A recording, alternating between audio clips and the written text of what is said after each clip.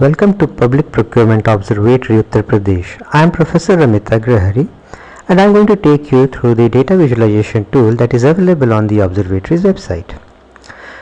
This tool is available on the observatory site, and to access it you need to click on the visualization tab. Once you see the tool, you need to select the number of comparison. You may like to compare two different states or two different departments within a state, or two different departments across the state, or if you want you can actually have comparison between three different states or the departments. Once you make the appropriate selection, which I am going to do right now for one state, I get to see a lot of fields. I can select a state.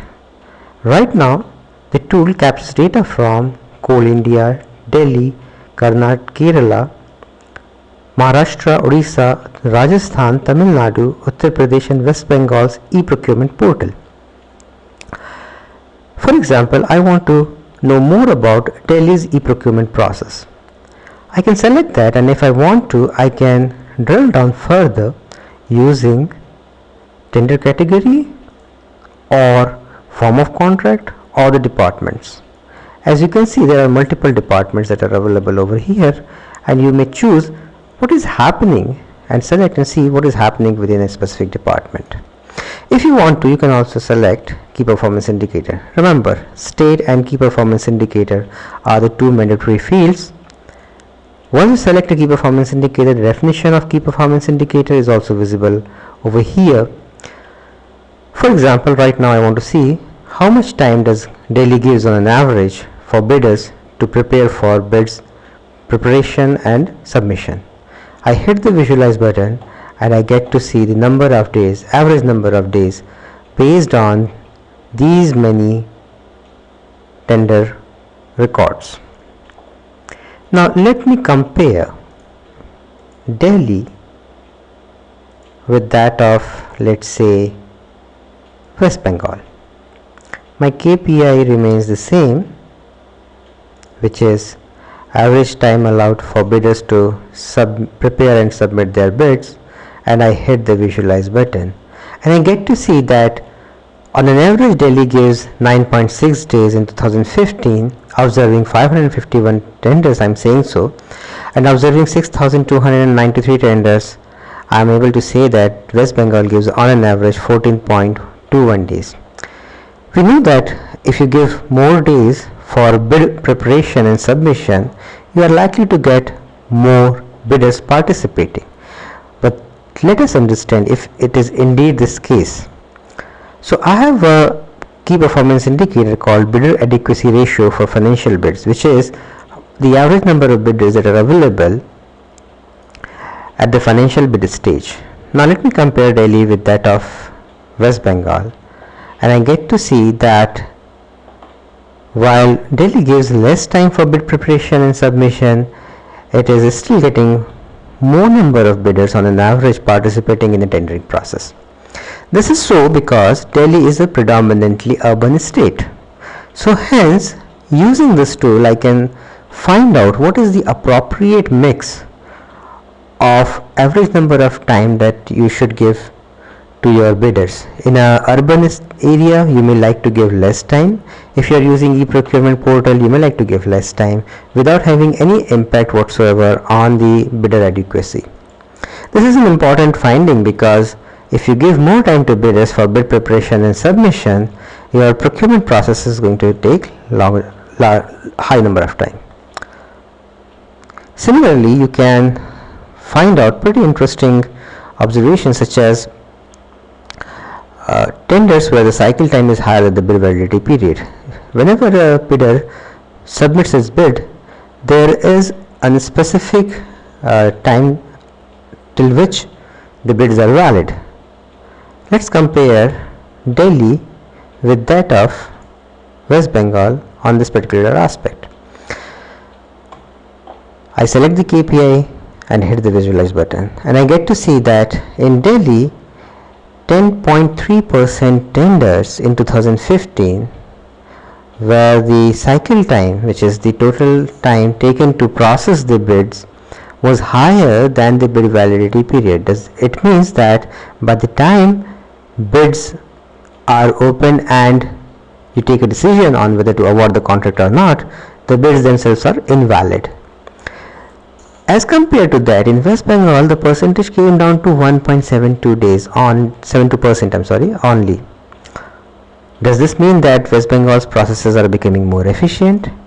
To understand that, let us look at another KPI called average bid validity in days.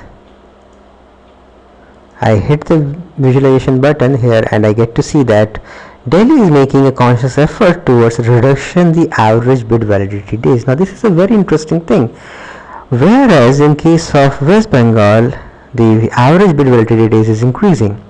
Remember, in the previous key performance indicator, we were seeing if tenders are concluded within the cycle time is being calculated within the bid validity period or not. And here we are seeing that West Bengal is increasing the bid validity days, which means the number which you see here as a good indicator is not so, because West Bengal has increased the bid validity days. Increasing the bid validity days upfront is not such a great strategy, because if the bidders have to keep their bids valid for longer duration, they are going to increase the procurement cost, because they are going to pad it in their bid price, resulting in average cost for procurement being higher. So what Delhi is doing over here, which is a reduction in average bid validity days, is a right step. Only thing that Delhi needs to do now is to ensure that this 10.34% of tenders where cycle time is higher than bid validity days needs to be brought down further. Let's look at an interesting example over here. I'm going to refer to the state of Rajasthan. In 2013, Rajasthan came up with the Transparency in Public Procurement Act, which is an interesting act because it makes the collusion in public procurement an offense.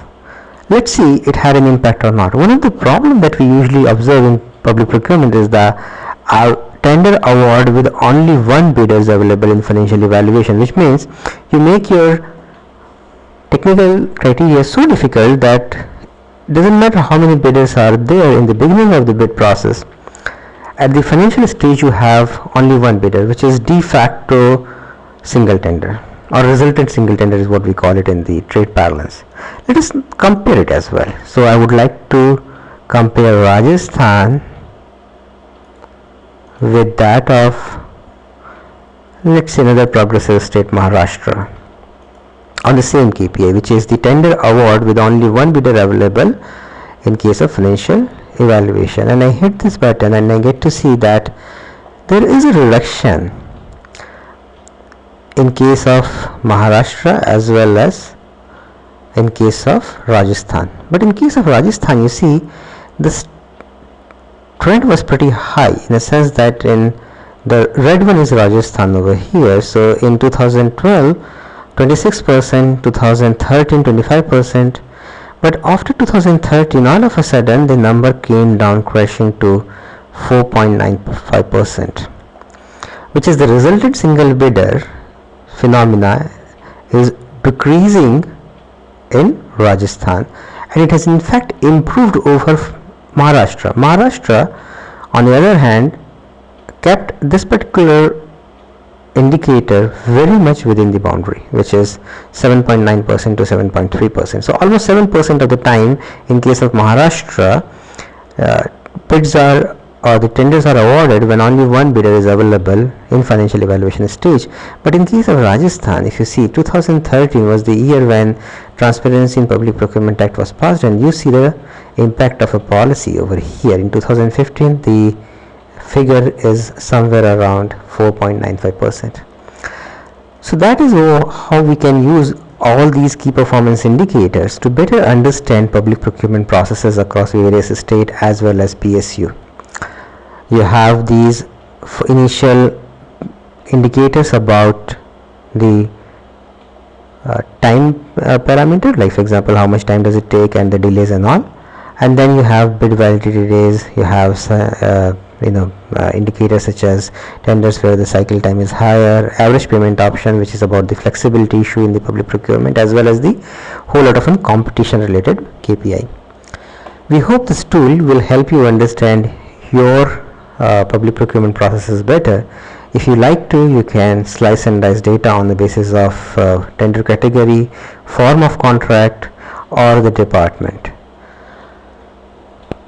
We hope that you would like to you use the tool in your organization, and in case you need more information and how can this tool be effectively used for your organization, do not hesitate talking to us.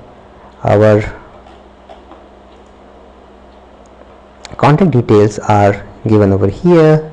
Towards the end, there's a web form which you can fill up, and do not forget to subscribe to our weekly newsletter through the web form available on our homepage. Thank you. Bye bye.